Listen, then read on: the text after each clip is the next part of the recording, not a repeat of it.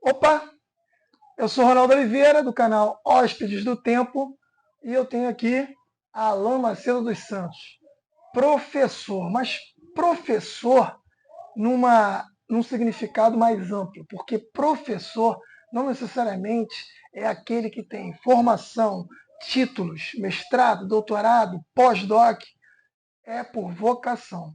Então eu tenho aqui um professor que gosta da profissão, que gosta de ser professor, e ele vai falar sobre a origem, de como surgiu a ideia de ser professor. Por que ser professor?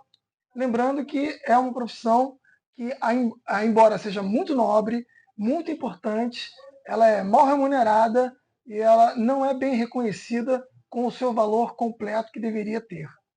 Alan, por que você é professor? Olha, Ronaldo, para falar sobre isso, eu tenho que voltar lá no tempo, tá? Porque a minha história como professor, ela começa mesmo na infância.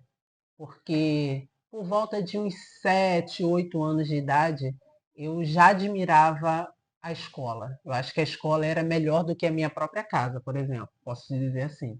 Porque lá a gente brincava, a gente comia, a gente aprendia, tinha muitos livros, muitos recursos. Então, assim, aquele ambiente, ele me propiciava um encantamento que muitas vezes eu não tinha dentro da minha própria casa. E aí eu comecei a gostar da profissão, daquela que ensinava, da professora. E aí a loucura era tão grande que eu pedi em um dos presentes, acho que de repente de um aniversário, e ela me deu esse quadro e giz. E ali mesmo eu comecei a desenvolver essa coisa de brincar de ser professor. Brincava de dar aulinhas, né? Gostava muito de livro didático, então eu pegava aqueles livros e ficava brincando de dar aula. Até que as próprias vizinhas, né, amigas da minha mãe, mandavam os filhos para fazer atividade de casa comigo. Então vocês lembram disso, vocês que iam lá para casa fazer atividade de casa, Os né? filhos da mesma idade. Mais ou menos da mesma idade, porque eu só ou mais novos, porque aí estavam mais novos do que eu brincava de dar aulinha, ensinava, alfabetizava, entre aspas, da minha forma, né? Naquela época não tinha formação, era uma criança, mas ensinava as tarefas de casa, escrever, fazia atividades com eles. E aí eu acho que essa construção desde criança fazendo isso, eu vejo que vai além de uma vocação. Eu acho que, como eu acredito muito em questões da espiritualidade, eu acho que isso é uma missão. E desde pequeno eu acho que eu venho sido preparado para essa missão que hoje eu tenho. Então, quando eu chego hoje concluindo esse mestrado de diversidade e conclusão na UF, eu acho que isso é uma construção, não veio rapidamente, porque eu tenho quase 20 anos de profissão, então não veio isso de uma hora para Você não outra. emendou uma coisa na outra. Foi uma construção. Então, o professor Alain, ele é uma construção de uma trajetória profissional. E que depois, né, como eu me formei, eu já vou chegar como eu me formei. Em Silva Jardim, eu morava com minha família e eu estudei numa escola estadual Sérvulo Melo, que é uma escola estadual da cidade e que tinha o curso normal, o curso de formação de professores. E aquela turma foi uma turma muito especial, porque eu acho que ali no ensino médio, nas oportunidades de estágio, em que a gente tem uma ligação muito direta dentro da escola, realmente ali a prática você aprende muito ali. Porque você faz muito plano de aula para poder dar aula prática, você faz estágios e são assim muitas horas de estágio. Então, assim, dentro da carga horária do curso, o estágio é um estágio muito longo e, né, com questões, claro que você fica em turmas da educação infantil e do ensino fundamental. Mas, assim, é, realmente eu acho que o ensino médio profissionalizante do curso normal, curso de formação de professores, ele dá muita subsídios e mostra recursos de que você vai poder utilizar para dar aula. E aí eu quero aproveitar a oportunidade que você está me dando para mandar um abraço para todos os meus colegas lá do Cérvulo Melo, que foram pessoas muito especiais na minha vida. Alguns são amigos ainda, íntimos, e estou com saudade de vocês. E lá, Ronaldo, no Cérvulo Melo, eu me formei. No ano seguinte, eu já consegui a minha primeira oportunidade de trabalho, que foi uma escola em Rio Bonito, na Escola Municipal Castelo Branco, que fica em Jacundá. E o interessante é que na área rural os alunos presenteiam. Isso eu tenho muito na minha memória afetiva daquele local, muito disso. Os alunos me presenteavam muito com laranja, com aipim, sabe? Porque que eles mesmos plantavam. Que eles mesmos plantavam e na época da colheita sumiam da escola porque precisavam trabalhar. Né? Esse é o Brasil que ainda existe, infelizmente, né? Por mais que a gente lute, esse ainda é um Brasil que existe. Na área rural, as crianças ainda trabalham muito com os seus pais. Mas eu tive uma aluna que eu preciso citar aqui para você, que é a Jaqueline. Quando você pergunta assim, por que você quis entrar na educação especial, acho que foi a Jaqueline que foi o primeiro passo para essa concepção, para essa escolha da educação especial. A Jaqueline era uma criança com deficiência e na época a gente não tinha professor de apoio, por exemplo, dentro da sala. Você tinha a sua oportunidade, você tinha que agarrar aquela oportunidade e mostrar trabalho. E aí eu fiz. Ela era uma aluna de inclusão. Naquela época, pouco ainda se falava de inclusão, porque ainda existiam algumas instituições de educação especial, como a Pestalozzi, como a PAE, ou o próprio Centro de Educação Especial José Reis, que eu fui trabalhar lá depois. Mas a Jaqueline, ela era muito grudada a mim. E eu acho que foi através dela que tudo começou. 2 anos depois eu saí dessa escola, eu fui convidado pela coordenadora de educação especial, a Garrulice Alvarenga, na época. Ela viu alguma coisa em mim, me convidou para fazer parte do corpo docente de uma instituição chamada Centro de Educação Especial José Reis, que eu fiquei lá por 12 anos. Eu acho que lá foi a minha grande faculdade, porque lá eu tinha que interagir com todos os alunos, com todos os colegas, com o restante, os pais, a comunidade escolar como um todo, e eu acho que eu aprendi muito com eles. Então eu devo isso ao Centro de Educação Especial José Reis.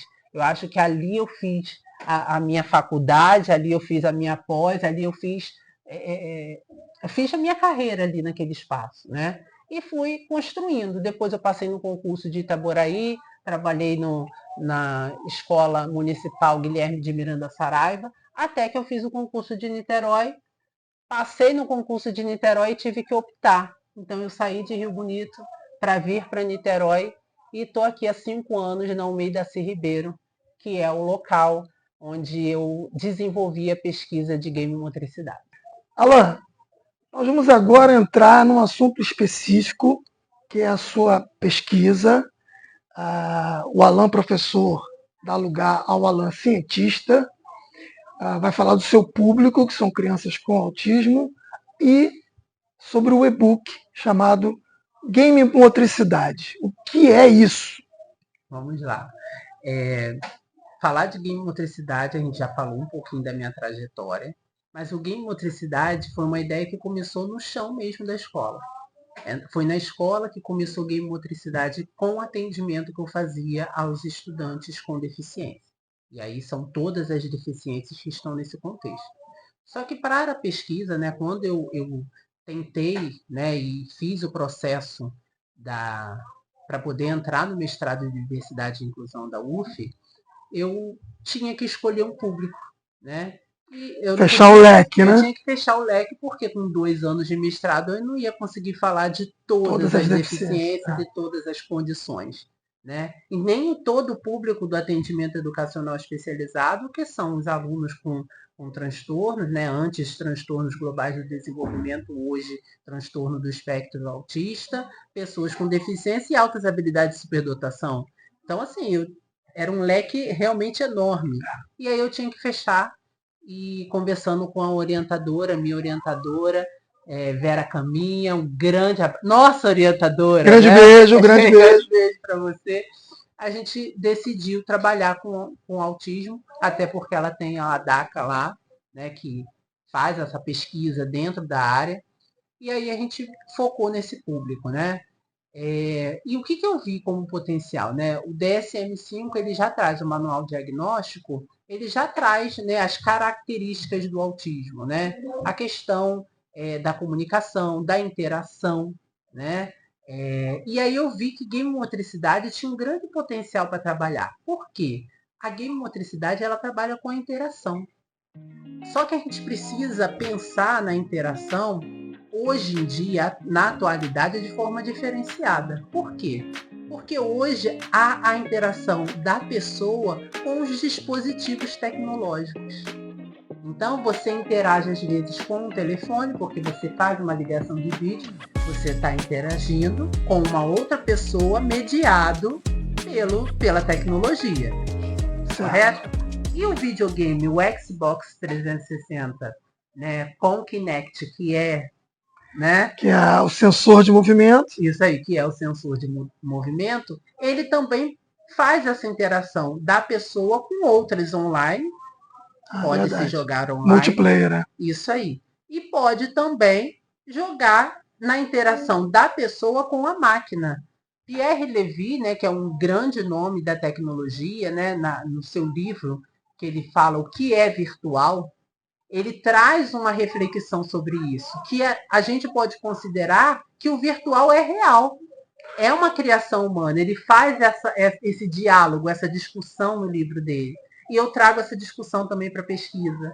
Porque nos tempos atuais, onde o interesse do público, né, que dessas últimas gerações, são os dispositivos tecnológicos, a escola não pode ficar distante disso. Só que a escola precisa utilizar isso dentro de uma proposta pedagógica planejada e estruturada. E aí surge game motricidade, como essa proposta pedagógica estruturada, desenvolvendo as habilidades que esses alunos precisam. Quais seriam essas? As habilidades cognitivas, as psicomotoras, as questões socioemocionais e funcionais. Então, game motricidade traz esse diálogo, fazendo com que o videogame se torne um recurso de tecnologia assistiva para trabalhar dentro da integralidade desse sujeito com autismo. Então, eu trago isso na pesquisa, essa discussão. E o e-book, que é o produto do mestrado, ele vem com um guia de implementação de game motricidade para os interessados. Então, assim, a família que quiser, qual o caminho que eu devo correr? O que eu posso desenvolver dentro de cada aspecto desse de desenvolvimento? Qual é o recurso que eu preciso ter, o espaço que eu preciso ter para poder fazer isso? Então, assim, professores, né, dentro das escolas, os pais dentro de casa, profissionais da área da terapia podem implementar game motricidade a partir desse e-book. O objetivo ou o desdobramento após o seu produto ser lançado é que ele seja acessível a profissionais de educação, mas também a família que queira utilizar a game motricidade com seus filhos, com seus alunos. Então é gratuito. Será gratuito, porque é um produto da Universidade Federal Fluminense, né, que investiu em mim quando me escolheu, quando eu passei pelo processo, e essa é a minha forma de devolver para a sociedade, devolver para todos os envolvidos, né, dessa comunidade autista, um produto que realmente possa ser de relevância dentro desse contexto para desenvolver a habilidade dessas crianças. Então eu vou citar outra professora, já que você falou da nossa querida Vera Caminha, eu vou citar a Viviane Leone, porque ela deu uma matéria letiva chamada Acesso Informacional, onde ela briga, onde ela discute a questão da acessibilidade das pessoas comuns, das pessoas que não estão sabendo o que está acontecendo na ciência brasileira, que tipo de pesquisas estão sendo realizadas, e ela prega que nós, enquanto cientistas, divulguemos os nossos resultados, não para a academia somente, mas para a população no geral, que é o seu objetivo. Quando você inclui os pais que não estão na escola, que não são professores nem pedagogos, você está dando acesso a um produto de qualidade para que eles interajam melhor com os seus filhos e obtenham resultados, independente dele ser um profissional da área, correto? É por isso que a linguagem desse book é uma linguagem bem mais simples. Por isso que a gente chama de guia prático. Precisava ser algo prático, possível de implementar pelas famílias. Então, assim, em todo momento a gente pensou também em fazer um produto, né, que a academia goste, mas que também chegue até as pessoas, independente do grau de instrução que essas pessoas tenham. Então, assim, é chegar mesmo até elas. Você citou a professora Viviane Leone. A professora Viviane Leone foi muito importante no processo também desse mestrado, assim como a professora Fernanda Serpa e tantas outras que eu poderia citar aqui, porque foram muito especiais, porque apoiavam muito, acreditavam muito. Eu recebi um vídeo da professora Viviane Leone em que o filho dela, o Davi, estava fazendo uma atividade, claro Sim, que talvez não tão direcionada como eu faço aqui durante a pesquisa, né, porque tem um começo, meio e fim, tem todo um planejamento, mas ele estava utilizando o Xbox, fazendo os movimentos, brincando, acho que é com a irmã. Então ela me mandou aquilo, eu fiquei tão feliz, porque de certa forma eu vejo que é um caminho. sim. É um caminho possível, é um caminho que interessa ao público-alvo. As crianças querem participar, elas gostam de estar aqui. E isso de forma estruturada, não é algo, é algo planejado, não é no aleatório, pego, coloco para brincar. Não. Existe um movimento, né, de aquecimento, até que você me ajudou, né, Sim. Ronaldo? Porque como eu não sou profissional de educação física, eu tinha muita. Eu entendo as minhas limitações, como eu entendo dos outros, eu também entendo as minhas. E aí eu sabia que como eu não era um profissional de educação física, como eu ia abordar isso de forma, né, que fosse realmente da forma correta, como deve ser. E aí eu trouxe para a minha equipe do meu trabalho o Ronaldo, que trouxe toda essa expertise dele dentro da área da educação física, toda a experiência, e aí a gente ia trocando, ele ia me passando, e aí toda essa parte psicomotora você me orientou. E aí a gente foi desenvolvendo um produto que desenvolve de forma integral, mas que tinha um olhar mesmo da questão psicomotora a princípio, só psicomotora. Mas houve desdobramentos. No decorrer da pesquisa, a gente foi percebendo que, para além da questão psicomotora, eu podia desenvolver outras habilidades. Né? As questões socioemocionais, as questões funcionais e também as questões cognitivas.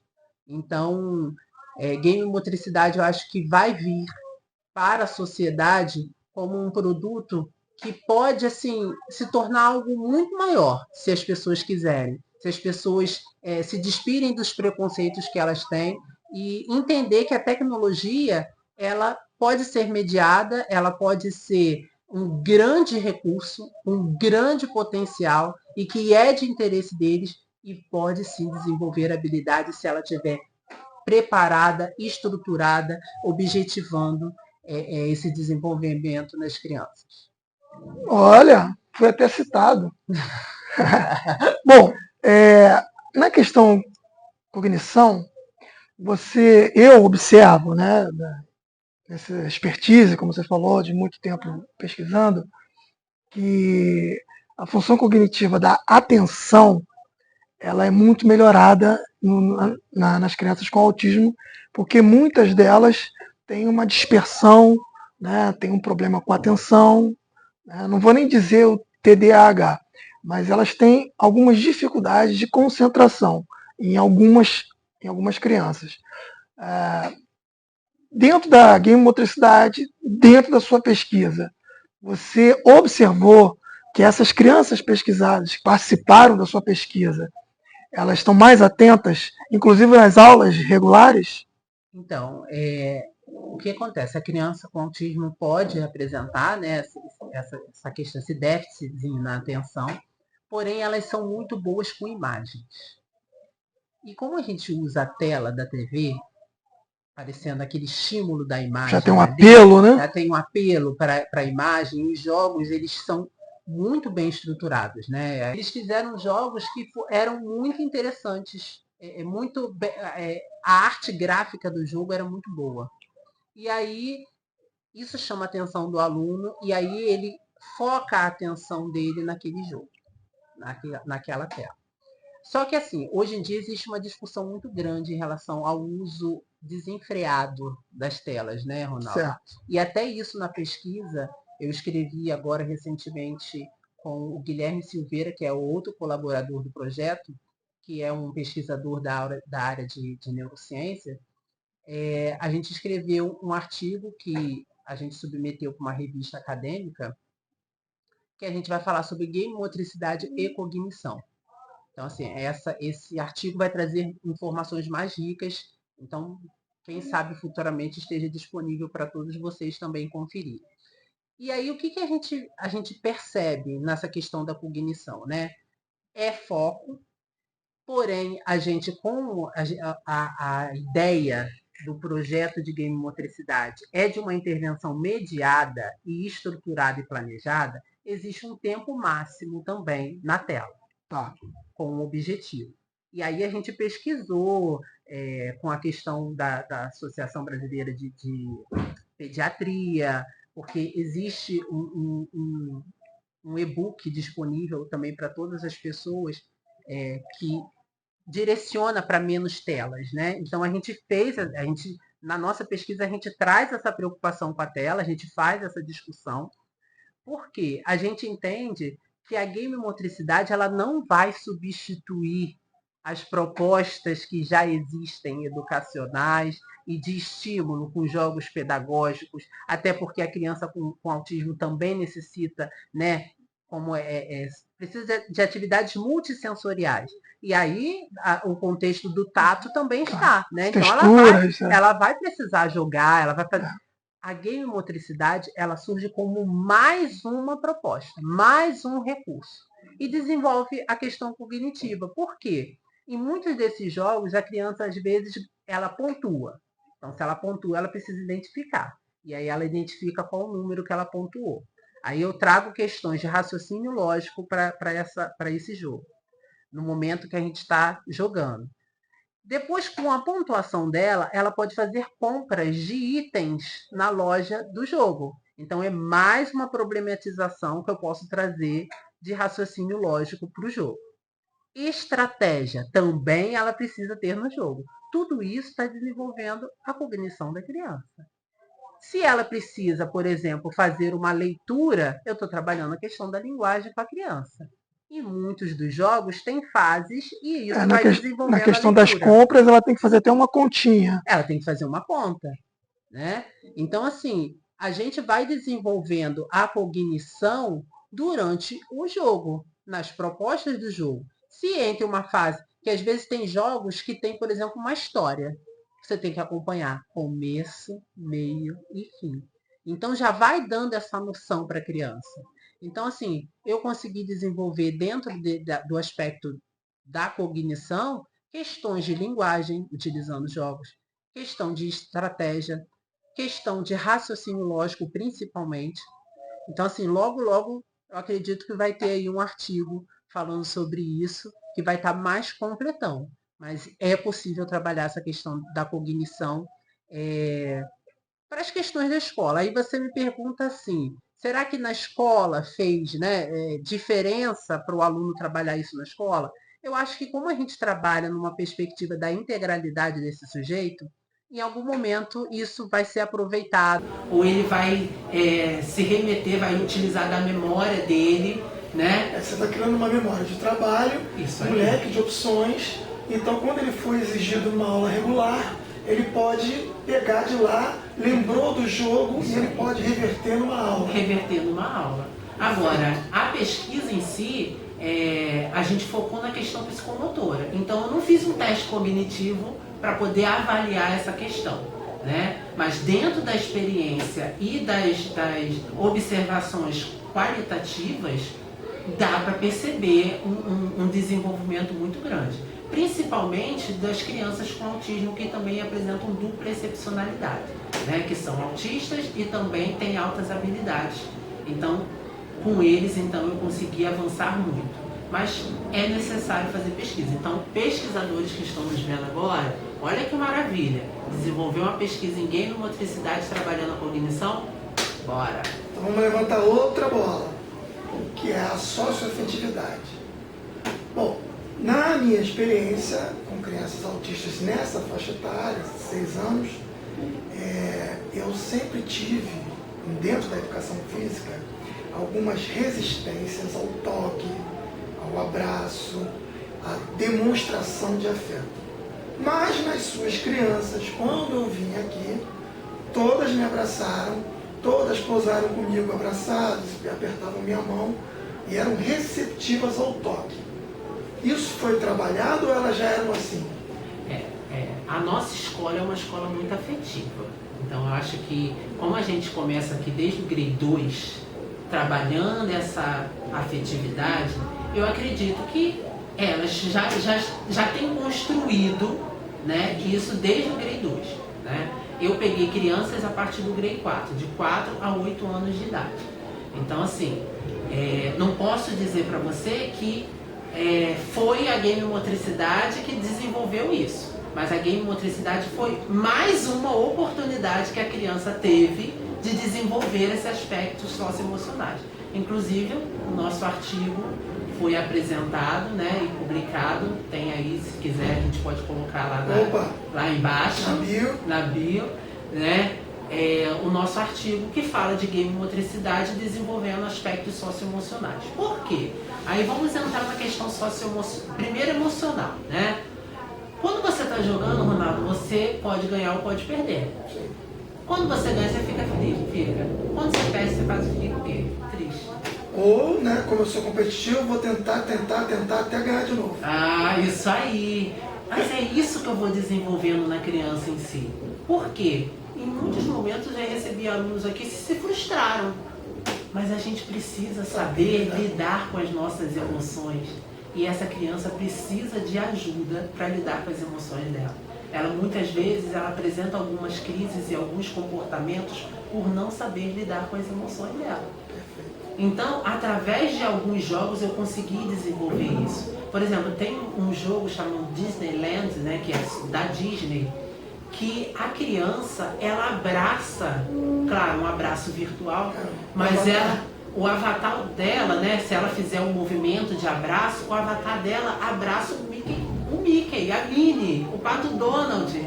Então eu tenho crianças aqui autistas que gostam da Disney, gostam dos personagens, e ele ficou encantado de poder abraçar o Mickey. Então a gente desenvolveu o aspecto, né, sócio, né, e emocional, com a mediação da tecnologia. Então muita gente pode falar assim, mas aquilo não é real. Mas será que eu não posso começar a entender que se eu fizer esse abraço igual o Mickey, eu posso abraçar a minha mãe, eu posso abraçar a minha tia da escola, eu posso abraçar outra criança? E assim a gente foi desenvolvendo, porque em muitos momentos, trabalhando a questão social eu trazia dois alunos para jogarem. Podia ser 2 autistas, mas também podia ser um autista, podia ser também um outro colega da turma para jogar junto com ele. E na hora que eles ganhavam juntos, conseguiam atingir o objetivo, eles comemoravam, eles se abraçavam, sabe? Pulavam, demonstravam essa emoção. Quando um não conseguia atingir, eles estabeleciam parceria. Não, eu vou te ajudar, faz assim. Ia dando dicas para o outro, porque existia um objetivo final, que era vencer no jogo. E assim eu acredito que isso no inconsciente, isso vai ficar guardado. Lá quando ele estiver no mercado de trabalho, se o meu colega não consegue, eu posso ser parceiro dele, eu posso ajudá-lo também a chegar até lá. Num trabalho de equipe, se a gente se juntar, a gente consegue vencer esse objetivo, passar essa fase. Entendeu? Então, assim, inconscientemente, eu acredito que esses conceitos, eles vão ficando. E claro, se eu continuar trabalhando isso no decorrer da vida escolar desse aluno, ele vai ser um adulto que vai conseguir ser incluído no mercado de trabalho e vai conseguir levar uma vida, né, como qualquer outra pessoa, que é esse o nosso propósito, né? Diminuir essas limitações e desenvolver essas habilidades sociais que são tão importantes. Na educação física a gente usa um termo que é transferência, né? É a transição do que você trabalha no game para a vida real. A VD, a atividade de vida diária, que é o que eu trabalhei nos aspectos funcionais. Exatamente. Porque antes da atividade do game, nós também fazíamos um planejamento. Vamos trocar de roupa? Vamos colocar uma roupa mais adequada para fazer atividade física? Vamos. Olha, tem a toalhinha. Vamos lavar o rosto que está suado do jogo? Vamos lá, lavar o rosto, lavar as mãos, usar a toalhinha. trocar de roupa, vamos colocar o tênis que é mais adequado para o jogo. Então, as Tirar e AVDs, colocar o tênis, né? amarrar. Isso. Então, assim, também tinha atividades funcionais que são de atividade de vida diária também no projeto de game motricidade. Exatamente. Então, pensa bem, o leque de opções que você abriu, óbvio que quando você está no mestrado você fecha as opções e você opta por especificar uma, que foi no caso a psicomotricidade, ok? Mas dentro do seu trabalho, que a gente chama até eu falei leque, mas pode ser chamado guarda-chuva, existem vários gomos que podem ser trabalhados como desdobramento para o doutorado ou até a pesquisa de outras pessoas trabalhando no mesmo tema, só que seguindo por outro caminho, como a cognição, funcionalidade, socioafetividade, já que a psicomotricidade foi o seu carro-chefe. O Alan, é óbvio que eu tenho que agradecer a sua disponibilidade e você botar a cara aqui no canal, porque o YouTube está para o mundo, né? Eu sempre digo, o Hóspedes do Tempo é do YouTube para o mundo. Acesso informacional agora, a partir de hoje, nessa entrevista, você está acessando a qualquer pessoa que dê um clique no play para poder te ouvir. Bom, então a gente falou sobre a sua pesquisa, a gente vai entrar na parte final, mas o interessante é que você diga para as pessoas sobre o desdobramento. Você vai finalizar, você vai defender a sua dissertação e depois, o que a game motricidade pode servir de desdobramento ou de ferramenta para mim, não para mim que estou envolvido na pesquisa, mas para qualquer pessoa que seja curiosa. O que eu vou fazer com esse produto? Eu sempre digo que game motricidade, o público-alvo da pesquisa foram crianças com autismo, mas ele pode ser utilizado por todos. Pierre Levy, que eu já citei aqui hoje, ele traz essa questão na pesquisa dele de cybercultura, a importância da divulgação de dados, né, da ciência para toda a sociedade e para todo mundo, de forma mundial, porque o conhecimento precisa ser compartilhado. E aí a ideia é que esse e-book chegue até a todos os interessados que fazem parte da comunidade autista, mas aos profissionais que atendem essa criança dentro da escola ou no meio das terapias, na área clínica, por que não, né? Desenvolver mais estudos em cima dessa possibilidade do jogo. Mas eu gostaria muito que game motricidade fosse visto como uma proposta pedagógica, começou na escola, mas que pode ser terapêutica para desenvolvimento de habilidades na integralidade desse sujeito. Então, assim, o e-book em si, ele já traz isso. Ele traz o que pode ser trabalhado como funcionalidade, nos aspectos socioemocionais, na questão cognitiva e também na questão psicomotora. Então, a gente precisa, como profissional ou como responsável, ou como qualquer um que tiver acesso a esse material, e terão, fazer uma reflexão. Então eu chamo a todos que estão assistindo, que tiverem a curiosidade, tiverem acesso, a fazer uma reflexão. Uma reflexão que a tecnologia hoje, ela sim é um instrumento de interação entre pessoas. Então, se nós nos apropriarmos desse recurso para fazer interação, porque existe uma interação criança-máquina sim, ela interage com essa máquina, assim como existe a interação da criança com outra criança, da criança com o profissional que está mediando esse processo. Então, assim, dentro de um contexto, né, eu, pedagogo, né, trazendo aqui Piaget, Vygotsky, Vallon, a gente traz a questão das interações e hoje a gente está sim mediado por tecnologias e essas tecnologias propiciam as interações. Então vamos parar com esse preconceito, vamos trazer sim a tecnologia, mas de forma refletida, de forma contextualizada, né? E de forma que ela seja uma proposta de intervenção planejada e estruturada para aquele público, para aquela criança. Então, assim, é esse o meu sonho.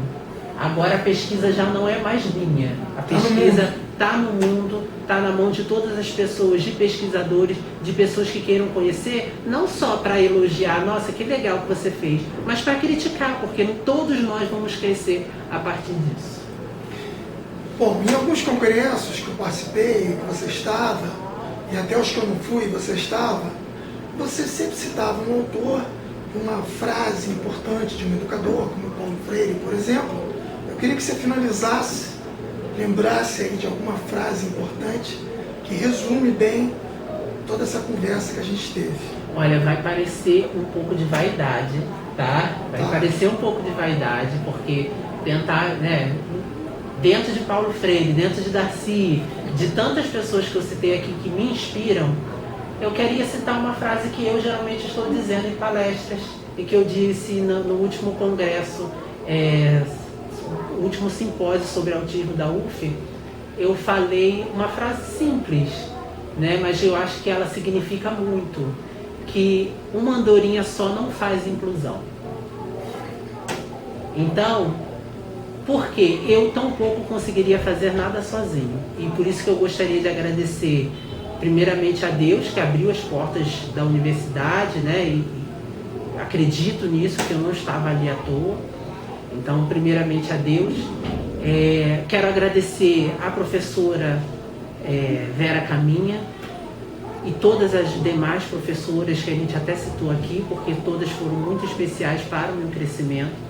Quero agradecer a minha equipe, o Ronaldo, que assim se mostrou pronto a desenvolver, veio aqui, fez os testes de coordenação motora ampla nas crianças, fez a análise de dados, me ajudou também ali nas questões da dissertação.